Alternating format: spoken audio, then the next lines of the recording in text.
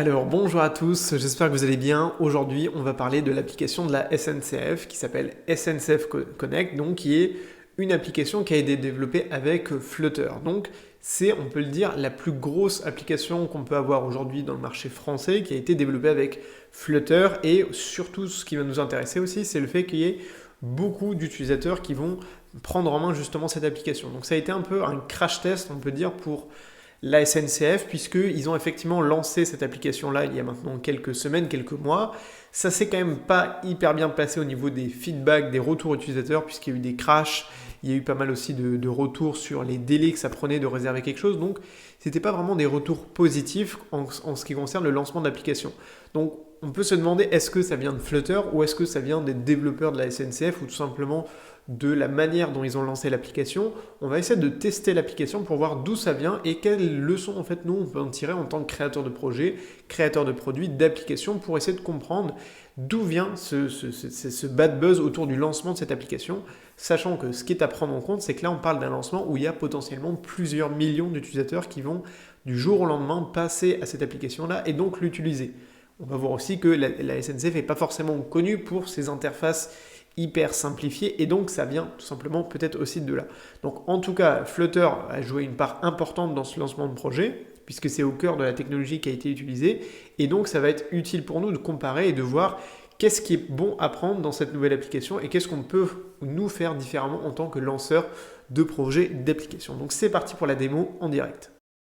Ok, alors c'est parti, on va tester du coup l'application SNCF Connect. Donc j'ai aussi téléchargé en fait l'application de Trendline, qui est donc son principal concurrent, que j'utilise en fait même à titre personnel. Donc on lance l'application. Donc ce qui est déjà le plus marquant en fait, c'est au niveau du design, qu'on peut, du coup nous en tant que développeur Flutter, on peut s'en inspirer, c'est qu'ils ont tout fait en thème sombre. Alors je trouve que c'est un choix qui est un petit peu radical. On peut effectivement le discuter, mais au final, on a quand même un rendu qui est assez sympa. Donc là, on a donc l'écran d'accueil, on peut swiper. Alors j'avais remarqué qu'il y a quand même des petits bugs au niveau des boutons.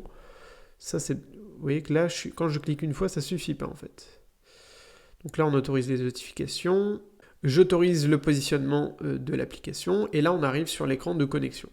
Alors ça, on s'éloigne du côté en fait Flutter et développement, c'est que pour se connecter, là si je clique sur me connecter, je suis dirigé en fait vers la page web de la SNCF. Donc ça c'est quand même un point qui est pas négligé, c'est que moi je trouve que c'est un peu embêtant de devoir aller sur un site. Je préfère quand tout est intégré en fait directement dans l'application.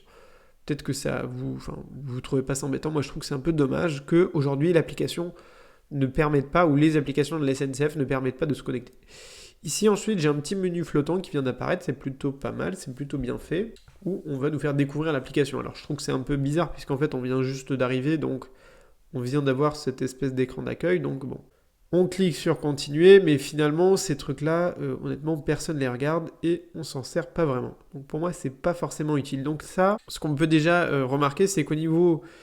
On sent qu'ils ont voulu faire des efforts niveau ergonomie, niveau fonctionnalité, mais que ça reste quand même pour moi un petit peu trop. C'est-à-dire qu'il ne faut pas en faire trop quand on fait des menus comme ça, il faut aussi laisser l'application tout simplement être navigable et claire. On a ensuite 4 menus, voyager, les billets, les offres et la section compte.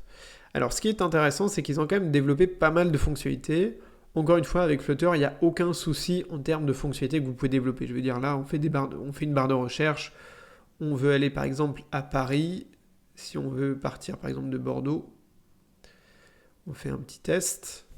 Aller-retour. Je veux dire, là, à ce niveau-là, il n'y a aucun souci. Flutter fait très bien le travail. Encore une fois, là, ils utilisent forcément une base de données qui était déjà présente pour toutes les anciennes applications de la SNCF. Et puis, évidemment, vous pouvez aussi faire tout ça depuis le site web. Donc, je vois pas pour moi de souci. On peut regarder les prix, les dates, effectivement. On pourrait aller jusqu'au bout d'une réservation. Évidemment, je ne vais pas le faire, mais...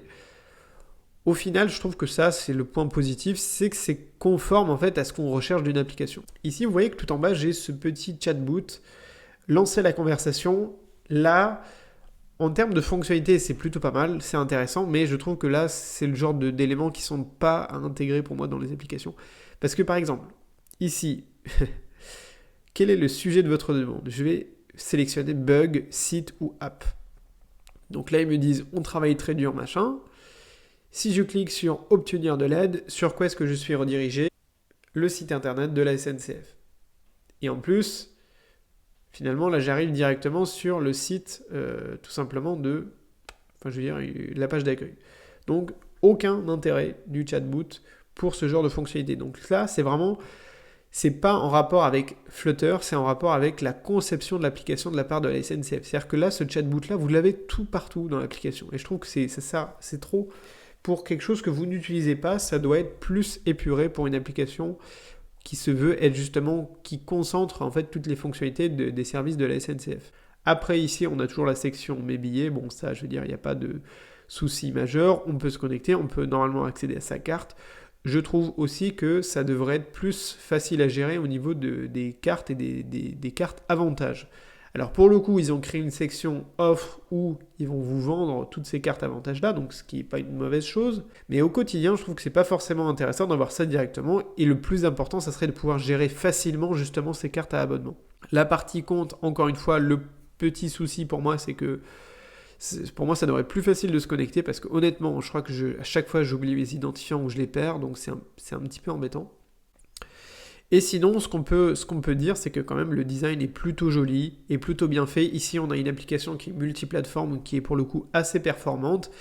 Les reproches qu'on fait en fait à cette application, c'est que c'est les mêmes reproches qu'on fait à la SNCF en général, c'est que c'est trop peut-être compliqué et ça pourrait encore être simplifié. Si on compare en fait avec l'application ici comme Trendline, on va avoir une application qui est plus simple à prendre en main. C'est plus orienté directement vers la fonctionnalité, à savoir on recherche des billets de train, il y a moins de fioritures, il y a moins de choses inutiles, et c'est direct. Et c'est ça qui est vraiment intéressant, c'est que on a ici une approche plutôt start-up, Trainline, c'était Captain Train en France, a été racheté par une boîte anglaise, il me semble, et on a la SNCF, donc qui est le poids lourd français, qui est un peu plus costaud et qui a un peu de mal à faire quelque chose de simplement justement simple, léger, etc. Et c'est un peu ça le problème, c'est pas au niveau simplement de la technologie. Je pense que Flutter est tout à fait adapté ici pour ce genre d'application-là, et c'est un signal qui est assez positif en ce qui concerne Flutter, c'est que ici on peut voir des applications assez complexes, quand même, la SNCF c'est pas rien à développer, qui ont été réalisées avec Flutter. Donc ça c'est le point très positif. Au niveau du design, on a quelque chose qui est très propre, très joli, le thème sombre, moi je trouve que c'est plutôt pas mal, et ils ont essayé effectivement ici de tout rassembler. Par exemple, les fonctionnalités ici de recherche, par exemple, des informations du trafic, les voyages à venir, ça on l'a déjà fait, mais voilà, pour moi le problème, c'est pas l'outil qui est derrière, c'est vraiment l'interface qui a été gérée et la conception de l'application. Par exemple, ici, l'assistant vocal, je l'ai testé tout à l'heure, honnêtement, c'est pas une expérience qui est agréable. C'est-à-dire que c'est trop compliqué en fait pour des choses qui devraient être hyper simplifiées. Donc vous, en tant que développeur Flutter, prenez peut-être ce genre d'application pour vous inspirer peut-être pour le design, ça c'est plutôt pas mal. Par contre, pour l'expérience client, n'allez pas chercher dans ce genre d'application parce que pour le coup, c'est pas très bien conçu. Et ça, vous avez l'exemple en fait dans plein de cas de...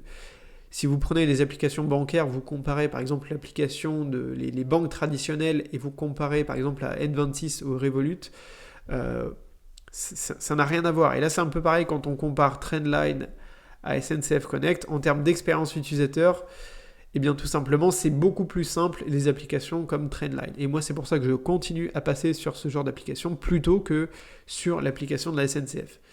Bref, c'était un petit test rapide pour vous montrer que ici, Flutter, pour moi, ils font tout à fait le job. Je trouve que c'est une bonne nouvelle en fait pour l'écosystème Flutter. Pour la communauté aussi, c'est un bon indice pour nous en tant que développeurs pour l'avenir. Ça veut dire qu'il y a des gens qui sont formés à ce métier-là, au métier de développeur Flutter.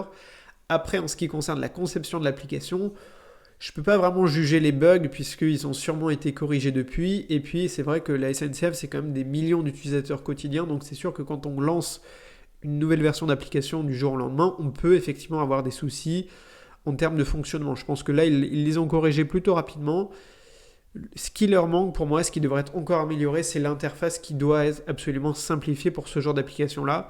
Et encore une fois, pour les autres projets d'application, pour vous en tant que développeur, gardez toujours à l'idée en tête que ce que vous devez faire, en fait, c'est simplifier l'expérience utilisateur. Prenez les applications d'Apple, elles sont ultra, ultra simples. Prenez les applications même par exemple, Instagram, comme Facebook, c'est souvent très très simple et surtout orienté vers les fonctionnalités. Prenez les WhatsApp, etc. Les applications les plus populaires, en fait, sont souvent les plus simples.